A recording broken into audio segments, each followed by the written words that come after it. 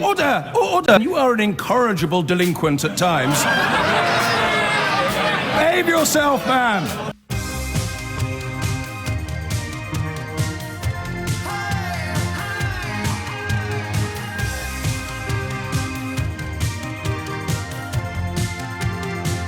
Let me just read you one paragraph from this BuzzFeed report into leaked documents prepared by the Department for Exiting the European Union, just in case you're falling into Jacob Rees-Mogg's rather clumsy trap of claiming that you can draw parallels between these and Treasury forecast pre-referendum. This is the department that is actually in charge of getting us out, employing their economists and experts to analyse the three possible scenarios.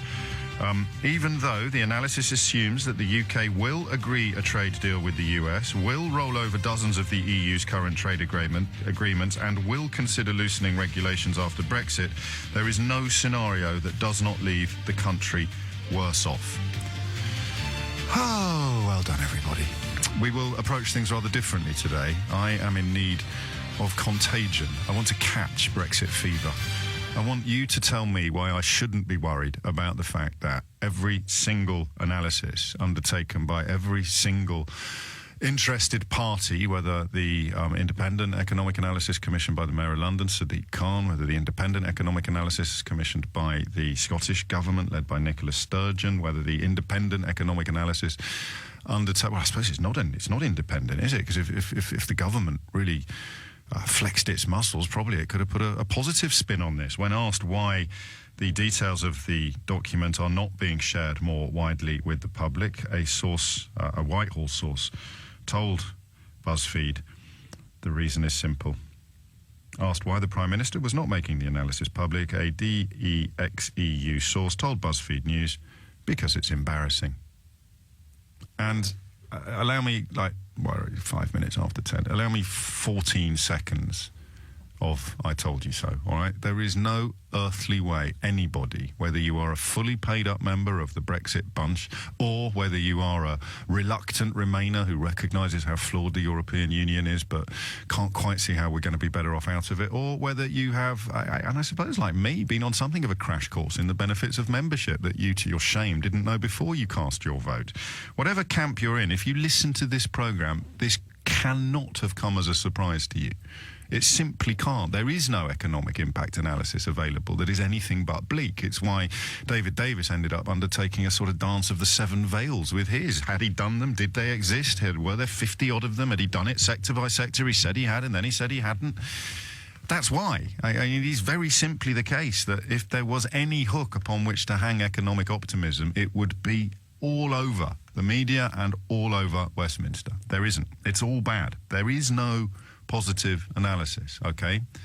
So let me tell you what the response will be. You will, Jacob Rees-Mogg and possibly Ian Duncan-Smith and Owen Paterson, various other people who couldn't be further away from the seat of actual power and responsibility, will crop up on your television stations and radio stations and newspaper articles tomorrow to tell you that you can't believe this. Yes, all right, it's been done by the actual department for leaving the European Union. Yes, all right, it tallies with the Scottish analysis and the London analysis and the city's own analysis and most businesses' independent analysis and the European Union's own analysis, but you can't trust it because no economic forecast is 100% trustworthy. That's obviously true.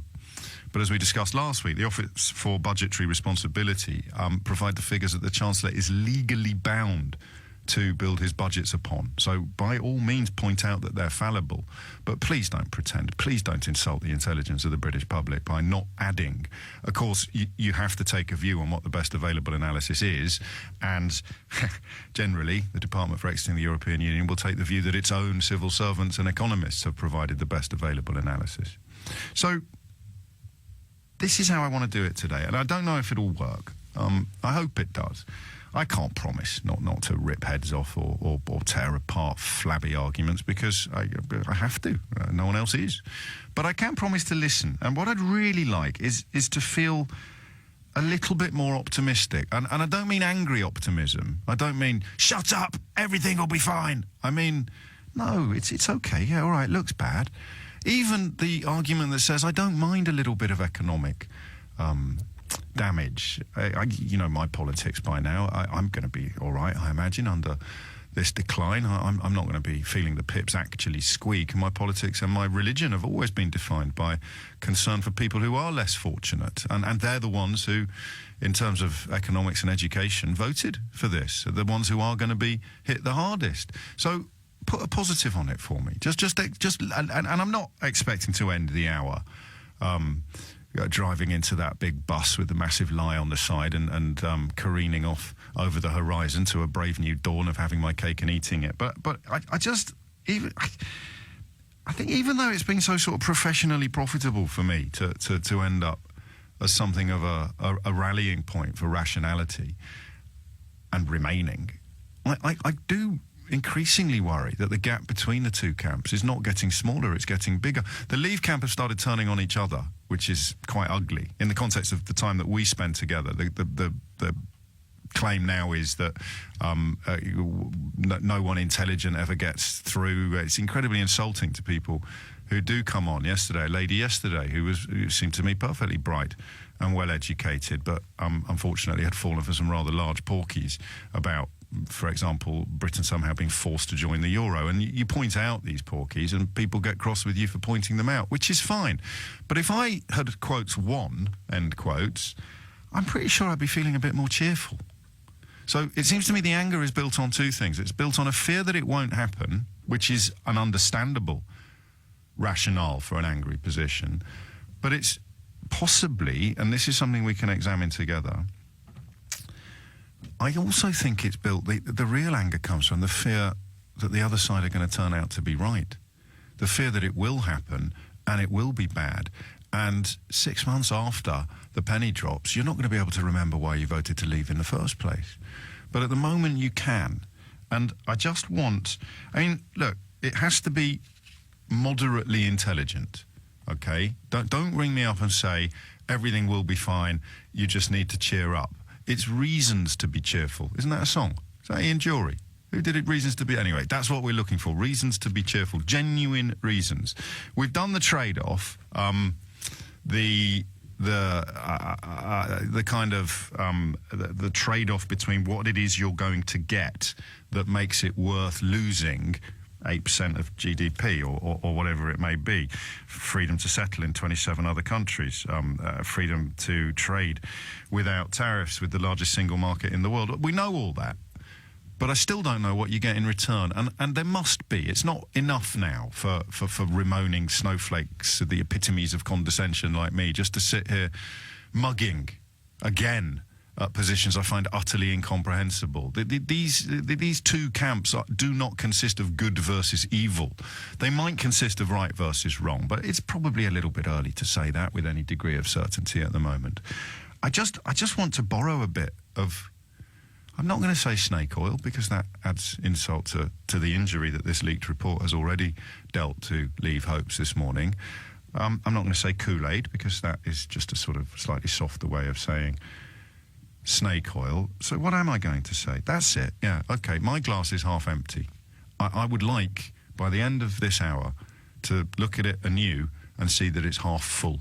That's probably the nicest way I can put it. Can you help? 0345 606 0973. But forgive me, it has to be true. I appreciate that this is where debates about freedom of speech have gone now on both sides of the Atlantic. There is a very, very, very popular and populist school of thought that seems to think freedom of speech means you're allowed to say whatever you want unchallenged. Well, not here. Not for now, at least. If it's not true, I reserve the right to say so. So the reasons to be cheerful that are both rational and evidence-based. Things that possibly can't dissipate all the negative impact of David Davis's department's own research. It's very important to remember that. This hasn't been done by some think tank or by some outside organisation or by some pro-EU corner of the government. This is the civil servants who report to David Davis, okay? That's the department that refused last week to deny our suggestion that David Davis had spent the entire referendum campaign entirely ignorant of the most basic understanding, the most basic premises of trade negotiations and of leaving the European Union. Remember, the words his own civil servants sent back to us were, his words speak for themselves. We said, was he really that ignorant? Listening to the Select Committee yesterday, it seems that he didn't know anything. Is that really the case? His words speak for themselves. So it's the civil servants in that actual department that are doing it. One other thing, just to avoid you getting embarrassed when you ring in, would be this nonsense about the previous predictions and forecasts somehow meaning that all future forecasts and predictions will be false. The morning after the referendum result came in, Mark Carney stood up in front of the country while Brexiters were still hiding behind the sofas and Remainers were wandering around like dazed zombies. The governor of the Bank of England provided leadership that politicians couldn't because everyone was so shell-shocked, whether celebrating or commiserating. And he laid out, this is again one of those areas where I wonder what's happened to my profession. He laid out his plans to mitigate what he had said would happen.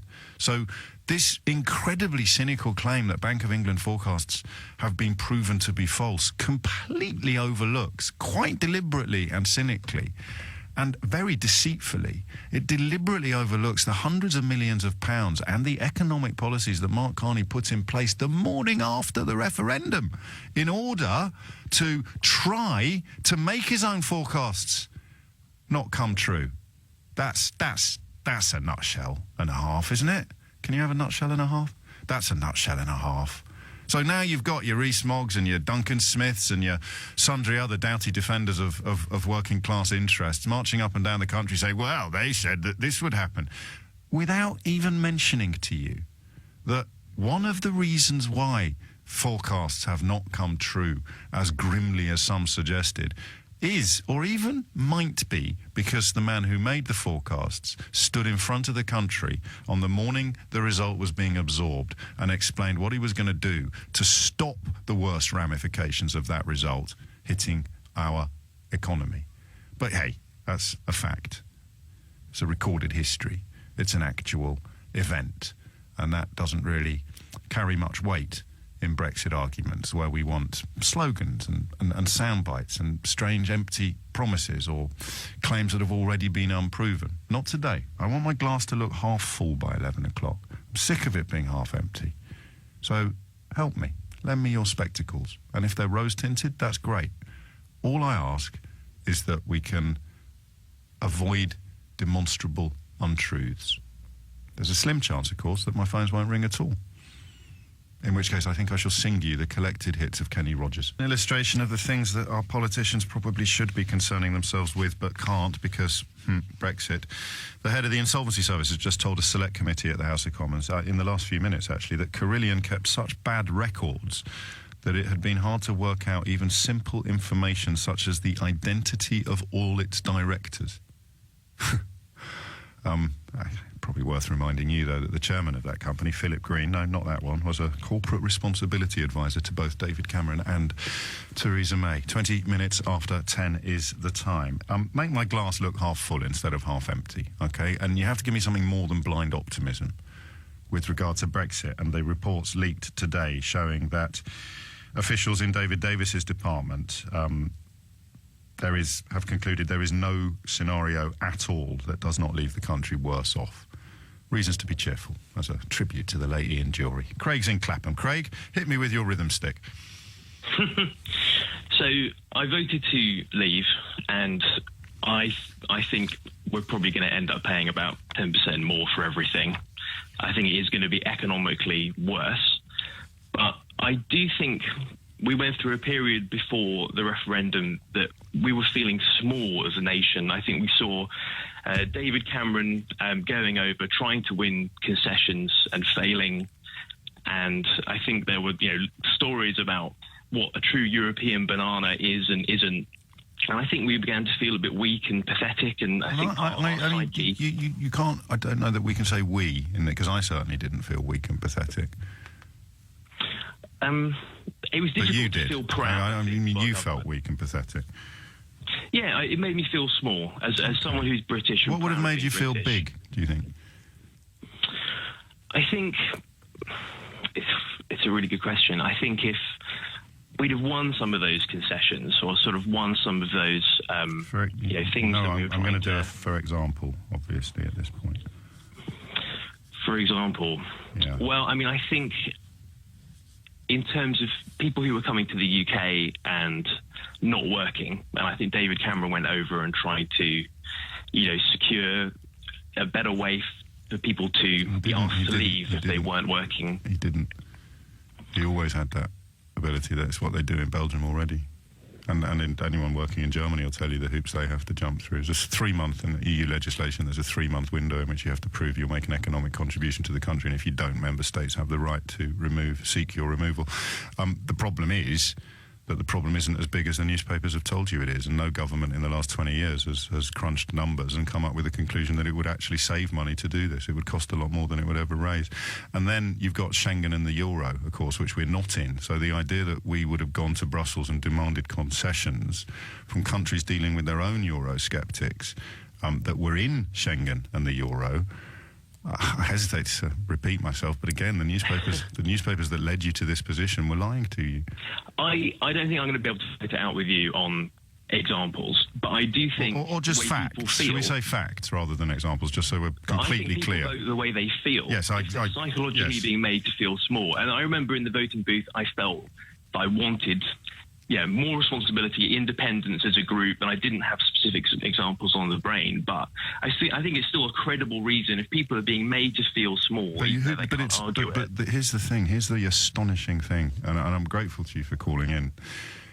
The astonishing thing is from where I'm sitting, and obviously my glass is half empty and yours is still I think, half full, but it wasn't the European Union that made men like you feel small, it was the Daily Mail. I don't think so. I think really seeing. So the idea that we weren't independent, the idea that we weren't sovereign. Carry on. Sorry. I genuinely believe that the bureaucracy in France and Germany was incredibly expensive, and MEPs are being paid way more than MPs, and that MEPs' pensions are absolutely ridiculous. And I genuinely believe that we were losing power to this huge superstructure. Right. Again, this is the language of a Daily Mail column, because I'm going to say examples. I'm going to say examples, and you're going to say, well, I can't actually give you any examples, but that is how I felt. And then I look for the source of that feeling, and it isn't Brussels, is it? When we think about it, it's 30 years of propaganda being thrown back to Britain from Brussels by journalists like Boris Johnson and his spiritual successors in the Daily Mail, Rupert Murdoch Empire. I don't read the Daily Mail. I do. You listen to LBC in the mornings, which often. I listen to LBC. Yes. I watch, BBC, if I'm allowed to say that. And I voted Labour in the past, and I voted Lib Dem in the past. So this is the small, feeling weak. That's what I'm trying to nail down, because I think your honesty is exemplary. And thank you. I'm never going to be able to feel like that. I don't know whether it's because I've got such an overdeveloped ego. I'm never going to feel small and weak. But if I'm trying to imagine what might have made me feel small and weak, it's not going to butter any parsnips to claim that bureaucracy in France made you feel small and weak. What made you feel small and weak? And you even alluded to bananas, was people telling you that we were small and weak. And I think we can still use the word choosing. You choosing to believe it. Because we're going to be smaller and weaker out, as you've just acknowledged yourself. I think that nationalities in Europe, cultures in Europe, are a lot further apart than cultures in different states in the US. I think we were trying to create a United States of Europe. And I'm ashamed to admit that I have difficulty working with the French, working with the Germans, working with the Italians. I have a lot of success working with them too, and I'm a business owner. Right. But some of the stereotypes are true, and I do have a deep-seated sort of distrust that people who are that different as to speak a different language, have a different history, have a different culture. Bloody hell. All right. Well, I've congratulated you on your honesty. I'm a little uncomfortable with it now, Craig. So you mean when we really push and we get past spurious, forgive me, claims about sovereignty or unrealistic beliefs that David Cameron, without being a member of the Schengen or the Euro, could have gone to countries with their own Eurosceptic rumps and somehow got even more concessions. Once we've established that we had the right to introduce a 3-month probation period, if you will, for economic migration, once we've got rid of all of that, you have, I think, and I'm obviously going to allow you to respond to this in case I've misunderstood you, you're just going to say, I just don't really trust the foreigners. I like them. I respect them. I work with them. I do want to work with them. No, listen. I am listening. But I don't want somebody in Germany making a decision about how the UK is governed. I don't want to make a decision. No one in Germany does. Germany is governed. Nobody does. Because you elect an MEP, and MEPs commissions enact the decisions of MEPs. And the other thing I don't get when I hear this argument, and I'm not going to lie to you, Craig, I find it utterly abhorrent and heartbreaking. I walk around this building that I'm in now, and I'll meet 10 different nationalities before I get to the door. And the idea that a nice... I like working with other nationalities. I like other nationalities. Yeah, well, but for thousands of years, it's been the position of foreign governments to get as much for their own country and take as much as they can from other countries. Exactly that. And the European Union was set up as an antidote to that historical truth. And yet we have this vast bureaucracy. You've gone back to the vast bureaucracy that you began your call by saying that we'd end up paying more for everything after we leave it. Yeah, I mean, we'll suffer. We will suffer. Yeah. But I think that's because of the trade. I'm glad I'll be paying more, but I won't be paying more to fund that French and German bureaucracy. I'll be paying more because it costs more to import. No. I mean, it depends what one we actually end up with. If we end up with the least bad scenario, some sort of Norway option, we could end up paying more per capita just to retain our free access to the largest single market in the world. Is there anything that would persuade you made a little bit of a boo-boo last June? I'm not as confident about the decision I made as I was. But until you feel the same way about a Frenchman as you do about a fellow Clapham person, somewhere deep inside you, it'll still feel like you did the right thing. This is really honest of you, and I can see why you use the word ashamed, because you presumably have French colleagues, German colleagues, and if they could hear you now, they'd be gutted, wouldn't they? No. I like them. I like working with them, but I don't want them to decide what cereal I eat for breakfast, and I don't want to decide what cereal they have for breakfast. Okay. I want us to work with Europe. I mean, part of Europe. We always will. Where did that come from, mate? Where did breakfast cereal come from? It's an example of, I don't want somebody living in another country, as much as I like working with them and I will buy from them and sell to them, I don't want them to decide what happens in my country. Okay, and what have they decided that you're unhappy about? What are we looking at now in your life that you think, I wish I didn't have to do that, those flipping Frenchmen with their bureaucracy? I can't give you an example there. And you're on live radio in front of 1 million people, sounding articulate and educated. Possibly, I would add middle class to that list for what it's worth, because I think this notion that Brexit was a working class revolt is a lie that's been perpetrated by people who spend their lives in double-breasted pyjamas and golden lifts. So you now, a successful, educated person, look me in the metaphorical eye and say, I can't give you any examples at all to support my position, but I'm sticking to it. I can't give you any examples at all to support my position that you can't defend, because you're cleverer than me and you know more than me. No. I might know more than you about this, but only because I've been on a crash course. I wouldn't deign to claim I was cleverer than you. I don't know that I'm as honest as you, actually. I think maybe I would just some of the stuff... Yeah, I hope I'm as honest as you, but let's leave cleverness out of it. You can't provide a single item of evidence to support the claims that you've made, and the claims that you've made were your reason for voting the way that you voted. I picked up the phone because I think that people vote because of how they feel. You know, some people can vote because of their head. And I felt small, and I admit that psychologically it had an impact and that governed how I voted. And I have my reasons. You know, I do genuinely believe that our sovereignty is being eroded. And I do genuinely believe that I don't want to pay for that huge French and German bureaucracy. You keep saying that, and I keep asking for examples, and you can't provide any. So I'll just finish with one other question, because sovereignty is a word that usually crops up during these conversations. If we crashed out, if we did what the hedge fund managers and the shady offshore billionaires and the people who've set up think tanks encouraging hard Brexit while simultaneously buying passports via Malta to remain EU citizens, if we do what all those people want, and we end up under World Trade Organization rules, who do you think sets those rules, Craig?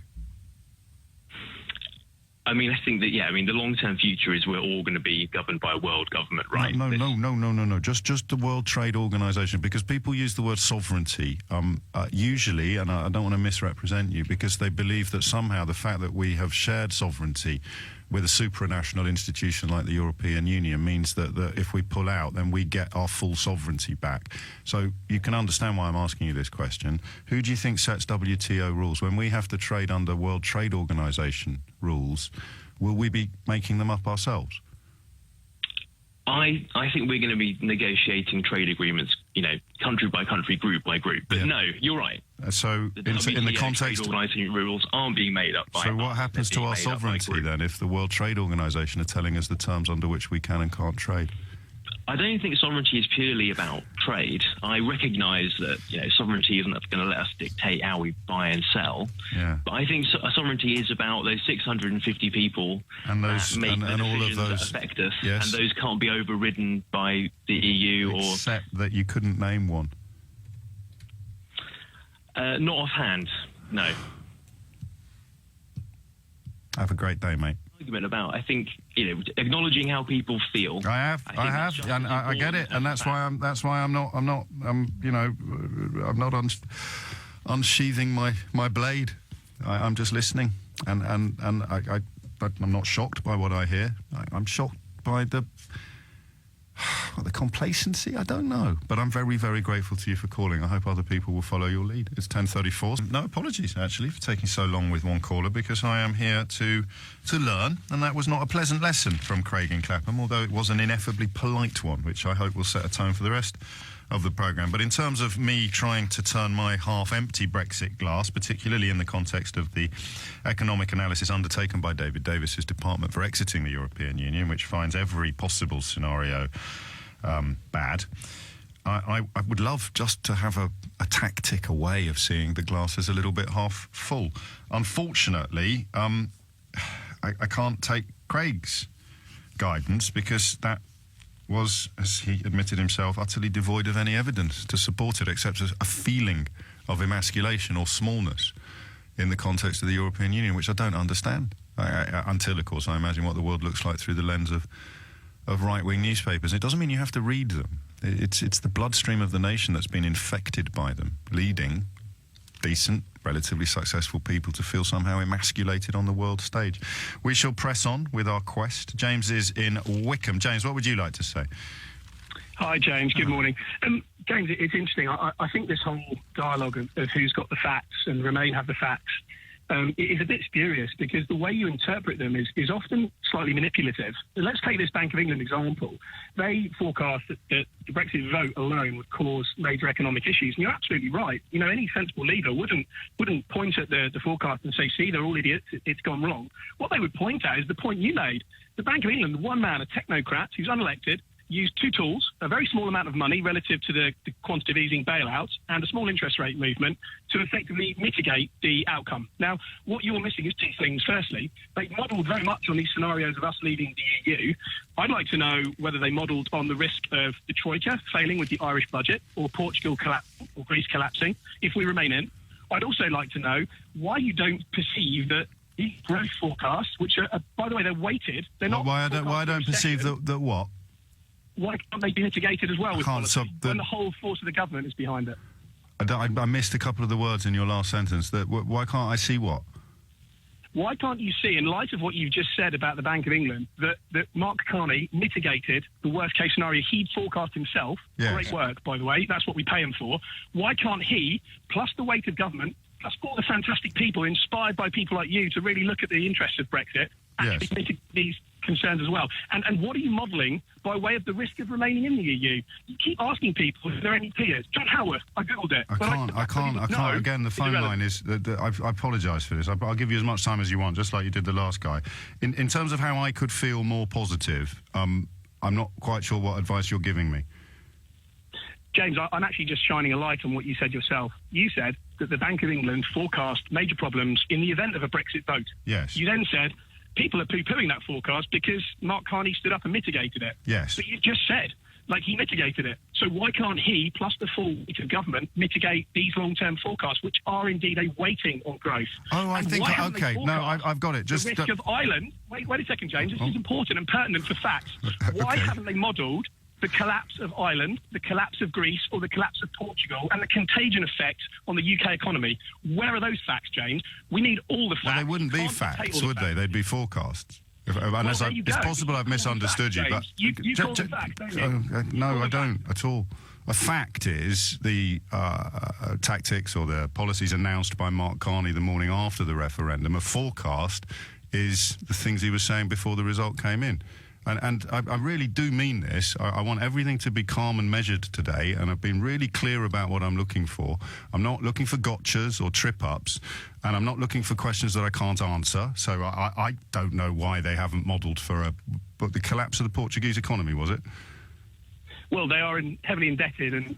No, I'm just making sure I've understood you correctly. I'm happy to admit my ignorance. I don't know why they haven't modelled for the collapse of the Portuguese economy and have only modelled for a relative status quo scenario involving us leaving. Perhaps they should do more. Isn't it magnificent that I phoned today, because you can use your inspirational influence, James, and fill that glass. Yeah, I will, and I shall. I promise you, I shall instruct, if the government ever deign to talk to me, I shall instruct them to undertake more apocalyptic type. You've just said that everyone's listening to the Daily Mail modelling inherently, directly. Again, James, I think we might be at slightly cross purposes. I'm not in a point scoring exercise with you. I'm in a handout to learn. So I've learned from you that we should be doing more modelling of more apocalyptic scenarios involving other European Union countries.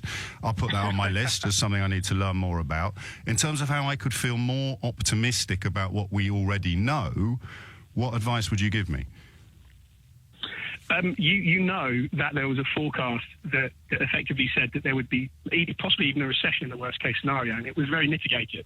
And given that the outcome isn't yet certain, the forecast that we will lose 5% of growth, which is a taper on growth, it's not a recession, by the way, yes, over 15 years, that's 0.02% a month, based on current GDP. I think I understand you. No, this works. So what you're saying is that the last lot of forecasts, things were nowhere near as bad as they could have been, so you can derive because of policy, partly, and it could also be because I'm using your words, James. Because of unforeseen circumstances. I'm using yours because of unforeseen circumstances, like not properly modelling for a collapse of the Portuguese economy or the Irish. So your optimism advice to me would be, don't trust the forecasts. And this is where I think perhaps we do have to be clearer. Things will be bad, but not quite as bad. Because that, to me, isn't really grounds. I don't think I'm saying that, James. Sorry. Well, then be clearer then, please. I'm not saying don't trust the forecast, James. I'm saying look at the outcome as well and balance them. Well, I can't look at the outcome if we're talking about the forecasts that have been leaked today, can I? You can, because you can see the precedent that's already been set by mitigating the forecast. So you are saying don't trust these forecasts because the last lot were flawed. I don't think they were flawed. I think they were mitigated by policy, as you rightly said. Because we've still got Mark Carney at the Bank of England, and because who are the politicians that you would see as recognising the need for mitigation when the ones that are in the box seat are the ones who are telling us everything's fine? I think something stirred in the country, James, and you'll find a lot of people, good people, stepping up now to try and fill the void left by all these politicians that you rightly point at. But there are very good people. You've lost me again now. So we will mitigate the worst case scenarios by having good policies. Hopefully we'll find a central banker of Mark Carney's calibre. Again, if I've understood you correctly. We can't rely on Brexiters to do it because they're not even acknowledging yet that things are going to be bad. They're still in a state of denial. You take a more pragmatic and informed position which says things will be bad, but they don't need to be anywhere near as bad as some of these forecasts suggest, to which I say, who's going to implement those policies? And you say there are people stirring in the country. James, it's very tough to absorb things you're saying. You leave no pauses between what you're saying. So let me just digest what you said there. No, in short, I think you've misinterpreted what I was saying entirely and presented it through a lens. But I think sit on this for a while and think about it. You presented that one man who is a non-elected representative helped mitigate the worst outcomes of his own forecast. Are you really suggesting that in this conversation, I'm the one that doesn't pause. I think I can't get a word in edgeways sometimes, James. So it's to the both of us, isn't it? Okay, well, let's try again then, once more. The people who are stirring, that is the phrase you used when I said who's going to implement these policies. Can you give me a bit more detail? I think that the last intake of MPs across all the parties were much younger, vibrant and diverse and inclusive, and I think that was fantastic. And they will... engaging more people. So they will mitigate the negatives, some of the negatives of Brexit, the recent intake of MPs? I think we'll all play a part, won't we? We're all in this economy together, after all. I don't know what that means, James. I don't know what that means. Forgive me. Well, I'm paying tax, you're paying tax. How that policy is influenced and used is for things such as your shows. We have a delightful free media. No, they can influence this policy. is a commercial. Again, it's a commercial organisation, I think. It's got nothing to do with your tax. Global Radio is, yeah. Okay, I've got to go to the ads. Are we cool? You're not. I mean, you've had a good crack of the whip. I apologise for not pausing more, but in terms of what I should, I apologise too. So what I should be optimistic about is what I should be optimistic about is the new generation of politicians mitigating the negative impact of the Brexit that I think you voted for. I think you should also not get fact lazy because you find that's fine as long as we're clear, and I'll try. All right. Names? Any names? Just a couple? Who should I look out for? I would, in general, look at... Well, there's no reports, are there, for... No, the people who are stirring, that are going to lead us... Oh, James, come on. Don't be obtuse. Anyway, very bad. Just some names, James. Some names. Some names of people in the other part of the country that I have no connection with. No, the names of the new intake of politicians that you said would be equipped to provide us with the leadership that we need. Well, actually, I'm quite fond of Dominic Grieve. He's my local MP. I love Dominic Grieve, but he thinks leaving Richard Harrington is a very bright light. He thinks leave is stupid, and he's not part of the new intake of MPs. Richard Harrington's an excellent example of a good newer MP. Right, I shall look to Richard Harrington for leadership.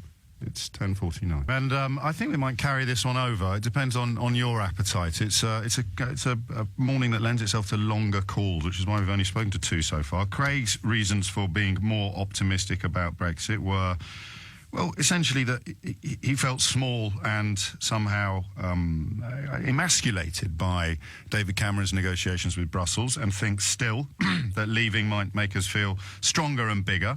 James, just before the break, I confess I didn't completely understand him, but I tried my hardest, and I'm almost certain that when I try and tell you what I thought he told me, he'd say I'd got it wrong. But he seemed to be saying that a new breed of politicians will mitigate the negative impacts of Brexit, which I blooming well hope so. I really do. But it's not necessarily an answer to the question of what we should be feeling optimistic about. Maybe some of these politicians will minimise the harm that we're doing to ourselves. Again, I fully concede that I may have misrepresented him there. The two MPs he mentioned, Richard Harrington, who has been the MP for Watford since 2010, and Dominic Grieve, who's been in the House of Commons, I think, for even longer, aren't necessarily part of the new intake. And it's possibly even unfair of me to say who are you thinking of when you mention politicians. But I'd like to have had a little bit more flesh on that particular bone. I've got 3 phone lines free for the question of how, if your glass is still half full, try and get contagious and infect me. Reasons to be cheerful. 10:55. Bob is in Bromley. Bob, what would you like to say?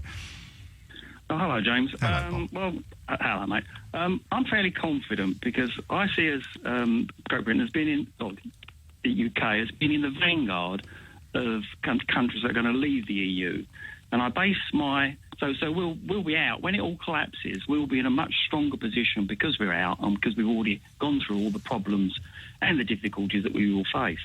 I base this on meeting lots of people in Europe. I mean, I travel every year. Yeah. I go down through about 6 or 7 countries in Europe and stop at all different places and meet ordinary people, mostly intelligent people who've got their brains on. And usually, how can you tell? How can you tell? Well, they're independent. They've got money and they travel and they do it. And I meet these people, and mostly they're either Dutch. The Dutch are very easy to get on with when you're abroad. This is true. They're Dutch, the Italians, some Germans, because my wife speaks German, French, and I've also got ex-workmates who actually live in France and have been there for 20 years. And I communicate with them. And they tell me, the people we meet, like the sort of comments we get is, we really admire you, you Brits. What do you mean? Why do you admire us? Well, you're brave enough to get out. What? And this happens quite a lot. You know, the first of all they ask us, you know, they sort of look at you, are you are you coming out? Are you staying in? We had all this, you know, when we used to go at the time. And when we said we're Brexiters, they look at you a bit strangely, and then eventually they come round. Yeah, well, we wish we were too. Remind me never to go on holiday with you, Bob. It'd be like a busman. Right. It'd be a busman's holiday for me. This, and I'm not going to cast aspersions on what you're telling me. I just want to clarify it. So you think that the reason we should be optimistic about leaving the European Union is that all the countries still in it are going to end up much worse off than us?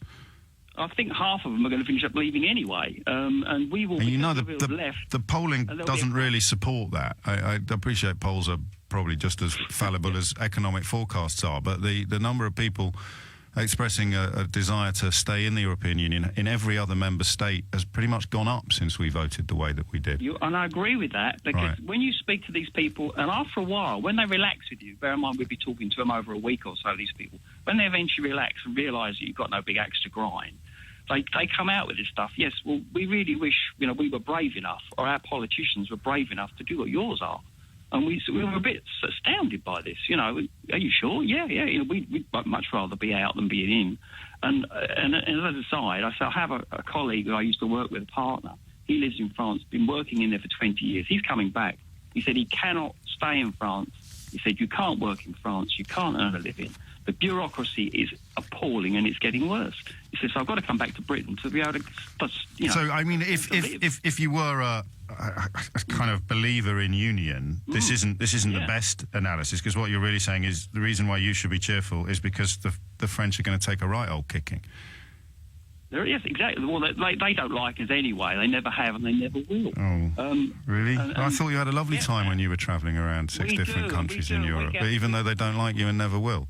We always meet people who don't like us, but mostly they do, and mostly, I mean, we do tend to speak to mostly Germans and Dutch, but that is the biggest impression we get. And I think, I was delighted when we joined the common market, absolutely delighted. I thought it was a wonderful thing. But in the meantime, what's happened is that the politicians that know they're going to lose, they all get themselves worked in on the gravy train in Europe and their families. So it's a huge, and that's why, the Department for Exiting the European Union that says there is no scenario in which we can possibly be anything other than worse off than we are now. You dismiss that because I think we will be worse off for a while. But so when Europe eventually does, probably 4 or 5 years until Europe collapses. And then when it does go, we will be in a much stronger position. I'll take that to the bank. We're going to be worse off until Europe collapses, and then we'll be laughing all the way to the bank, the European bank.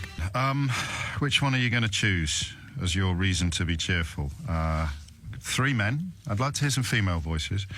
Craig in Clapham, suggesting that he felt small, and I feel bad now because I'm repeating what has been said to me, and it might have a slight flavour of esprit d'escalier, but I don't think so. Everyone's the point about keeping people on for so long.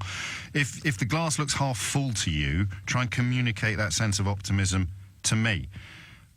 Craig felt small and emasculated and doesn't really trust French people, which sounds appalling as I repeat it back to you, and doesn't really chime with the tone that was set during his call, but those were the salient points I wrote down.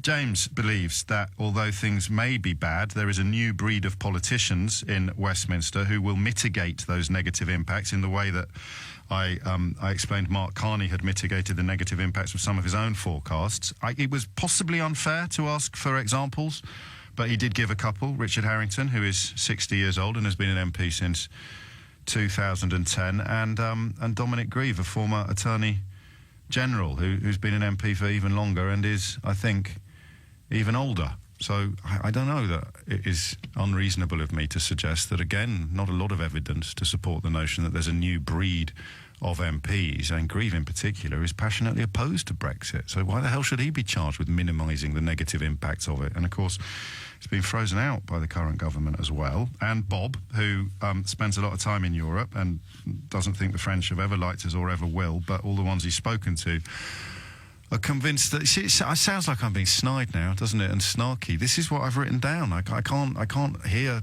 words different from the ones that come out of callers' mouths. And they're all pretty much evidence-free. Bob's prediction's probably my favourite in the sense of not favourite as in wanting him to be right, but favourite as in thinking it would somehow be good news. Economic instability in continental Europe historically doesn't bode well for Britain, whether you're talking about during a period of single market membership or not. But one reason to be cheerful about the European Union is, despite current levels of public support for it and despite economic performance across that zone currently knocking us into a cocked hat, they're the ones that are really going to suffer, and our suffering will end when everything goes wrong for them. 11:06, 3 down. I don't know how many to go. 0345 6060 973 is the number that you need. It's all about the feels. Or the beliefs, and that's fine, but I will ask for evidence. Tell me the politicians are going to lead us to a brave new dawn. I'll ask you what their names are. Tell me that we are hidebound by bureaucracy and rules that we won't have to obey after we've left, and I'll ask you what the rules are. Tell me that the whole of the European Union is envious of our decision to leave, in direct contradiction to all polling, all available polling, and I'd probably have to remind you that the plural of anecdote isn't data. But we are where we are. Let's go now to one of my favourite parts of the country, North Yorkshire. Sandy is in Caldwell. Sandy, what would you like to say? Hello, yes, sorry, not a woman's voice, I'm afraid, there, because Sandy's short for Alexander in Scotland, as you may know. Indeed I do. Well, sorry, I didn't think you were a woman. I'm not John Travolta. What do you want to say? Give me a reason to be cheerful. Well, let's see if we can find a bit of common ground, yes, because this is all based on this growth forecast that's come out, isn't it, yeah? And they're saying that 5%, we're going to lose 5% growth over a certain period of time. Yes. So I would like to say, who benefits from growth? I would say the upper class. Yeah? Yes, I think we're going to get on fine, because I'm increasingly puzzled as to why our economic measures should be all about GDP and growth when wages are frozen and most people are worse off every year. Yeah, this is the whole point. The upper class get rich because of immigration and growth. No, yeah. I'm not going to let immigration pass unchallenged. All right, okay. But we can talk about growth, certainly. Mm-hmm. The notion that immigration is to blame for wage freezes kind of overlooks the castration of the trade unions and the persuasion of vast swathes of the British public that collective bargaining powers are undesirable. But that's a conversation for a different day. Leaving the European Union will be good because growth going down will make the country wealthier. Well, no, we have to get away from what I'm trying to put a different spin in it. Yes. Should we not just get away from this whole growth argument, yes? So if things start to decline in the UK, and I would say a population as well, yes, yeah, then all the burdens on water extraction, building on green land, pollution, just the waste, building new roads, new motorways, would all decrease, yeah? Now, yes. The rich would suffer because of this. But not as much as the poor, though. Hmm? Not as much as the poor. And the rich who invest in building motorways can go and invest in something else. The people who dig the actual ditches are going to be out of a job. Well, yeah. Well, it's not. It's hard to get away from the immigration thing, isn't it? Because why? Well, I mean, let's look at a modern warehouse, for example. Yes. Yes. Where the box packers are probably 100% Eastern European. Yeah. Well, I mean, clearly not 100%, no, but we can pretend if that helps you make your point. So, the guy who's getting rich is the owner of the products that are getting put in the boxes, yes? Or the shareholders in the company that puts the... Yeah, yes. And this feeds but the workers who are criminally underpaid, and as we've already established, wouldn't be if they had trade union membership and collective bargaining powers, they rely on their income to live. But is it not immigration that's stopping the choice, you know? No, because if you've got collective bargaining powers, I don't care where you come from, mate, we're all going to fight together to get ourselves a pay rise, and the whole of the workforce is going to do it together. But anyway, back to the warehouse. Yeah, so if it shuts down, it will be good. It will be good for people in Britain who... What you'd probably call a fat cat Tories getting rich. It's not a phrase I use, actually, but again, we can pretend I do if it helps you make your point. And it's the poor guy who can't get a house in his local community. But when the warehouse shuts, he's not even going to have a job. No, he won't have a job because he can't get one in a warehouse. He can't get a job in the warehouse. Oh, that's because he's not an Eastern European immigrant. Yes. That's right. Okay. He can't speak. So what's going to happen to the warehouse? Well, we'll have to. Shrinkage could happen. I mean, the warehouse. So the warehouse is going to shut, and the place where he can't get a job won't even exist anymore. The place with all the jobs that he can't get. The little girl in the shop, she's losing her job as well. Right. And who's going to deliver? Who's going to deliver my stuff that I pay for with my taxed income and enjoy receiving? Well, personally, I think you should go down to town and get it yourself. Yes. And keep someone in a job. Yes. Rather than fueling a fat. Well, hang on. The shops where I shop are 100% Eastern European immigrants. Okay, right. So do I shop in those shops or not? Well, they give you a limited choice, obviously. Well, no, the goods aren't determined by the ethnicity of the shop assistant. I'm just confused by your logic. It's almost as if you're suggesting this will be really good because all the immigrants will go, and I don't know what jobs all the people still here will do, but it's got to be better because there'll be fewer immigrants. Yeah, more or less, yeah. So, yeah, I thought so. So we'll write that one down as well. Sandy thinks we'll all be poorer, but there'll be fewer immigrants around. That's a reason to be cheerful. I'm not going to lie to you. My glass is not looking any fuller than it was at 10 o'clock this morning. 0345 606 0973 if you want to share a squirt. Mark is in La Rochelle, en France. Mark, reasons to be cheerful. Good morning, James. Hello, Mark. I'm an expert and an expat. So is that a slip of the tongue, or are you an expert expat? Excuse me, yeah, Freudian slip. All right, carry on. Proud member of the UK, voted for Brexit and our future. A long-term future, not a short-term win. I fully expected that we'd be worse off. In fact, I'm €300 a month worse off from the exchange rate, which has catastrophically descended. Can you remember the prominent Leave campaigners who told you that you'd be worse off? No, I don't. I can't bring that to mind. But you worked it out for yourself. Worse off. Yes. I voted for my grandchildren and my grandchildren's future because I think Britain is an island culture and has naturally traded across the world for hundreds and hundreds of years and done very well out of it. Yes. And are you retired in France, or are you working there? Yeah, I'm retired. I've been retired 10 years. I was a family doctor. So you've denied your grandchildren the right to do that? No, I voted with my heart and what I thought would be best for the future of the UK. And I appreciate that, but I would quite like to retire to a European Union country, probably not France. I'm not sure I'll be able to afford it, but Greece has always been very close to my heart. And as things stand, I have... I'm very confused. I don't know. There's a loss of certainty about whether I'll be able to do that. I'm not a sort of Mr. Pessimism. I hope I still will. I see no reason why I shouldn't be able to. But your vote makes it harder for your grandchildren to do what you've enjoyed doing.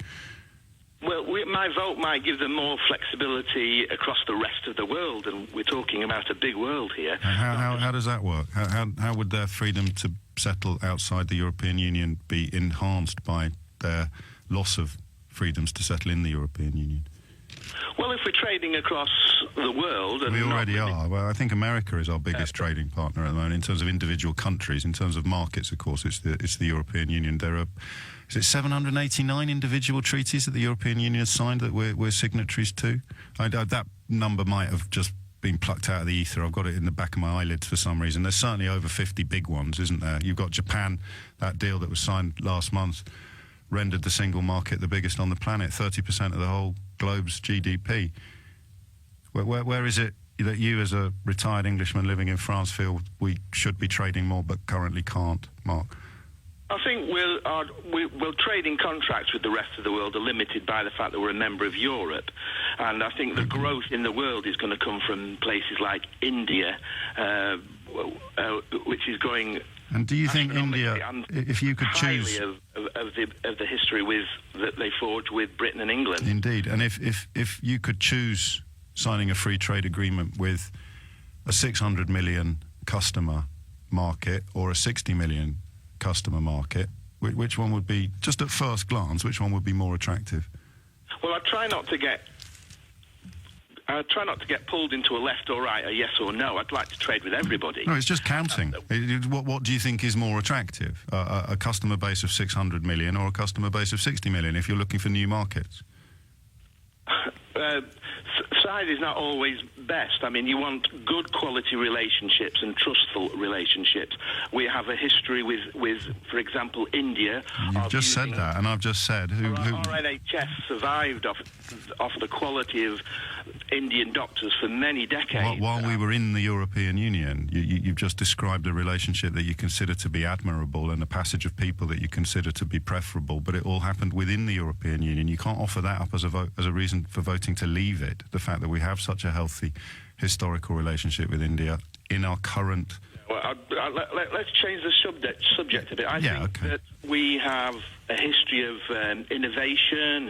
We discovered DNA, we discovered the internet, all sorts, the jet engine. We never actually made it. The internet was discovered, or well, not discovered. The World Wide Web was Tim Berners-Lee while working in Switzerland, wasn't it? Within inside the single market. We never turned that. Unfortunately, UK was slow, not like Silicon Valley. We didn't turn that into a cash income for the country. I think our business leaders now and our politicians, especially the younger people, are getting more switched on to the idea of a discovery being made to pay back to the discoverers. So you think graphene at the University of Manchester Institute of Science and Technology being one of the most important discoveries of the last 30 or 40 years, and all of the scientists involved in it have described Brexit as a disaster? Well, there was a scientist on the program, on the BBC program that comes on after Question Time, a Nobel winner. Can you remember his name or what he won his Nobel Prize for? I can't bring him to mind, but he was pro Brexit, but. And what had he discovered? He's a Nobel Prize winner, and he said that Manchester Institute was probably one of the best institutes in the world. He would do. He had a vested interest, but. What had he discovered? Can you remember? No, I can't bring it to mind. Maybe some of the guys can look that up. But there aren't many people in the world of academia who think that Brexit is a good idea. You do know that. Well, because that's why they're not to be trusted. Full of academics, because they will always maintain their links to whatever. Except the one on that program after Question Time, whose name you can't remember. We should definitely trust him. I don't definitely trust him. I thought his argument was plausible. Okay. I mean, we're not going to fall out, you and me. In terms of the first sign of success, the first thing you'll be able to say to your grandchildren, you see, you would not have got that if it wasn't for the way I voted. What do we think might be on the horizon? I think we'll have our own laws. We'll make our own laws. So what laws are you really looking forward to losing? I'm not looking forward to losing laws. So when they say what laws, Grandad, you will say. Well, I'll have to answer them on the day with the knowledge of the day. That's why I said on the horizon, the law that if they said now, what's the law, Grandad, that you really are looking forward to, that we can't currently have, but we will be able to have? Of free voting Brits. That law. The law of free voting Brits. Not a federalised Europe. How was your vote in the last election not free? Weren't governed by autocrats who have never been voted into power, will eventually, if we're not careful, control the state of Europe, and we will be just rather like a county within Great Britain, yes. A little bit like Lancashire within Britain. I don't wish to be an England within Europe like a Lancashire within Britain. Okay, and that's an amusing diversion, but when they say to you, what laws, Grandad, you will say... I'll have to pick up my history book and look at the last 15 years. Well, just tell me the one you're looking forward to. I'm looking forward to freedom of the British people to dictate. So you've spent most of your adult life feeling unfree. No, I've never felt unfree. Never felt unfree, but I've always felt that, for example, a law from Europe telling me that I can't use a Henry vacuum cleaner because it uses a little bit too much energy is rather a waste of time, rather a waste of resource, or rather a waste of money spending people. I think you can use a Henry. I think it's a Dyson you can't use. Are you sure it's not a Henry? It might be a Henry. It might be a Dyson. I think it's a Henry, but I'm not going to argue about vacuum. And that's it. That's because when I say I can't move to France like you can, and you'll turn to me and say, yeah, but you can still use a Hoover back in Britain? London is the fourth largest French city. Yes. It's the fourth largest. It's got 500,000 French people in London making a living. And it's the entrepreneurs of France that disappear to London because that's where they can make a better living. There's no chance that you'll not be able to come to France because the intelligentsia and the natural entrepreneurs in France go to London. Okay. And who goes to France from here? Used to be a lot of Southerners, but now there's Ryanair. More Northerners come into France, but you tend not to make a living in France. It's hard to make a living in France as a Brit, I think. It's easier. Most Brits work for Brits in France. Enjoying their freedoms? Enjoying a different way of life. Enjoying their freedoms to live and work in France, but voting to pull out of the European Union will make us free Brits. It's 21 after 11. And so, to recap, I love this, days like this. I appreciate they can be very frustrating for fans of, people looking like me to be a little bit more optimistic about Brexit. But it's being able to talk to people at great length. It's a real privilege. And what we have so far, and I apologise if I'm misrepresenting any of these people, but these are the words I wrote down while they were talking. Craig felt small and insignificant when David Cameron went to the European Union seeking special concessions, and he cast his vote in order to feel bigger and stronger. Not really able to explain how that's going to translate, but quite rightly, he doesn't have to. It's how he feels. Can't argue with that. It's how he feels. I can't tell him how he feels. James suggests that the bleak forecasts will be mitigated by policy in the way that Mark Carney's bleak pre-referendum forecasts were arguably mitigated by Mark Carney's post-referendum policies, and that a new breed of politicians will lead that process of mitigation. Unfortunately, and the word he used most was mitigation, or mitigate. Unfortunately, mitigate applies to demonstrably bad circumstances. You mitigate negatives. You don't really mitigate positives. So again, if I'm looking for reasons to be cheerful, being told it might not be quite as bad as all of the expert evidence suggests it will be, I suppose it's better than nothing, but it's not quite what we had in mind. Bob thinks that we will be in short-term economic decline until the whole of the European Union collapses, at which point we'll clean up. Sandy, very honestly, doesn't care about being poorer as long as there are fewer foreigners around. And Mark, in France, whither he moved, enjoying freedom of movement of European Union membership, thinks that we will be more free after leaving. And again, I'm not arguing with that. I just want to understand it better. That's what I need to communicate. That's what I mean by contagion. How am I going to feel more free if I feel completely free now? And I suggested to him that he felt unfree, and he said he didn't feel unfree at all. So how can you feel more free if you're already free? Can you have gradations of freeness? And what are the manifestations of these freedoms? I know what freedom of movement is. I know what the four freedoms at the heart of the European Union are, but we're not going to have them anymore, so how are we going to have more freedoms? I do not know. Corinne is in Wrexham. Corinne, reasons to be cheerful, please. No. And Chris is in Market Harbour. Chris, what's going on? James, I'm here to try and make it a little bit more positive. I don't know how much, but let's try. Is it sincere? You're not being the devil's advocate. You genuinely... I only want you to describe your own position. I'm going to give you a concrete example. Good. I am in business, but not in this business. I think most businesses have probably got a little bit complacent over the year dealing with Europe. I don't actually deal with Europe, but it is an easy market. But I think that we are resilient in this country, and I think that we are being forced to reevaluate business as well. I think the world is changing. I think we've got to look globally. Where does this idea come from that pulling out of the globe's biggest single market makes us more global? Okay, can I just give you... I'd rather you just answered that question, if you could. Let me give you an example, and I'll come back and address that in a minute. So I was with a group of accountants the other day, my accountants actually, and we were talking about the impact of Brexit, and they asked me about my business, and I said, what's the general gist out there? And they gave me an example of a car parts manufacturer that mothballed a plant in the Midlands 11 years ago and moved it to Poland. 300 jobs were lost. I don't know how many were created. Do you know what it was called? Do you know what the manufacturer was called? They wouldn't give me the name. I'm going to hit the news, and it's going. Just hang on, mate. I'm going to hit the news, and it's going to feel like I'm cutting you off. So let me just push you to the jackpot, if I may. The reason to be cheerful is that they are now bringing that car plant back to the UK. It's going to be automated, and they are creating 59 jobs. And they are also anticipating trade, not just with the UK, because obviously they supply the UK, but eventually with Europe, with China, with India. This is about long term. It is not about short term. But we already trade with Europe, with China, and with India. In fact, I think the largest car manufacturer in the Midlands is Indian-owned, isn't it? Yes, it is Indian-owned. You're quite correct. And actually, this company supplies that company. But so how are things going to get better then?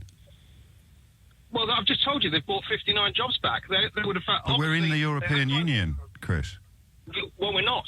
We're coming out. No. So in anticipation of that, they have basically bought that plant back to the UK. And the other thing is that... Well, no, hang on. So I just want to clarify.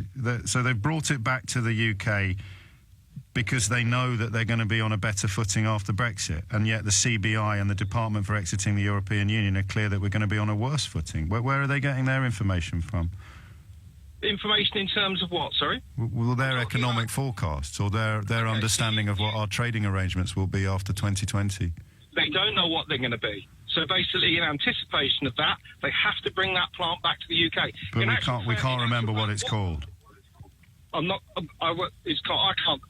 I wouldn't even ask them what it's called. It's with a step. I would. That would be the first thing I asked them. Well, they wouldn't divulge that information. But you can't open a factory in secret, Chris. You can't open a sort of factory on platform 9.5 at King's Cross Station. Well, okay. You can take it the way you want. I can't take it at all if I don't know that it exists, my friend. Well, you either take me on your word or you don't. If you don't want to take me on my word, then fine. I take you on your word. Of course I take you on your word. I'm just a little confused about how you... I'm giving you an example of a company that basically... Well, you're not giving me an example. To give me an example, Chris, you'd have to name it. Otherwise, it's just a rumour. Yeah, okay, fine. Okay, so there are 59 jobs in car parts in the Midlands that weren't there last year, and... Well, they used to be there. In fact, there was 300 11 years ago. Yeah. Moved to Europe, came back to the UK. And in anticipation... And this is it. This is the reason to be cheerful. This is the reason not to be downcast. There's 59 jobs there that have been created. And this country will do a trade... But we're talking about the economic forecasts that describe job losses that will dwarf those 59. You can't really say don't be downcast about... I've just given you an example of 59. Well, again, you haven't. You've told me a rumour, but why don't you give them a ring now, get the name, and call me back? I know quite a lot about the automotive industry in the Midlands. It was my late father's patch. It was his field of expertise, and it has been decimated in recent years. It is largely foreign-owned though now, and trades pretty freely, or at least pretty liberally, with huge swathes of the world. I'm confused as to what new vistas they think are going to open up. So you give your accountants a ring, get them the name of the company, see if you're allowed to tell me, and call me back. It's 11:32. We will... Well, I think we'll knock that on the head now, working on the presumption that not everybody is as neck-deep in Brexit as I am, and that there are other stories under the sun. But don't forget that this is now the research undertaken by David Davis's own department, moving towards a place where the only people left claiming that the unicorns are still on schedule to be delivered will be... Even Liam Fox has blinked today. He hasn't been honest and admitted that the promises he made and the expectations he fostered were unrealistic. He's just said that they're not going to happen, not because they were impossible. This is all part of the process of trying to shift the blame for their unrealisable promises onto poor old Theresa May's shoulders. But it will soon just be Jacob Rees-Mogg in the corner of the room, insisting that the Emperor's clothes are beautiful on everybody else. Slowly but surely recognises that that thing quivering in front of them is a buttock.